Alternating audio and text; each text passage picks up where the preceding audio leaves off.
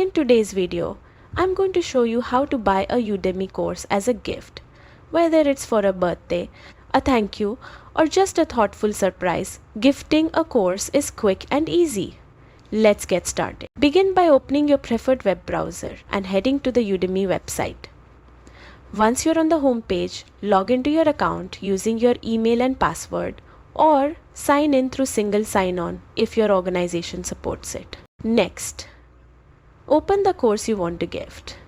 When you are on the course page, look at the top right corner for the three-dot menu icon.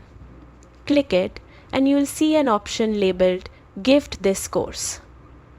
Go ahead and select it. A form will appear where you can enter the recipient's name, their email address, and the date you'd like the gift delivered. You'll also have a space to add a personal message.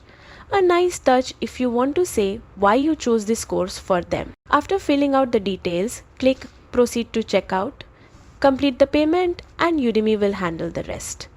The recipient will receive an email with your message and access to the course on the exact date you chose. And that's it, a simple, thoughtful gift in just a few clicks. Thanks for watching and happy gifting.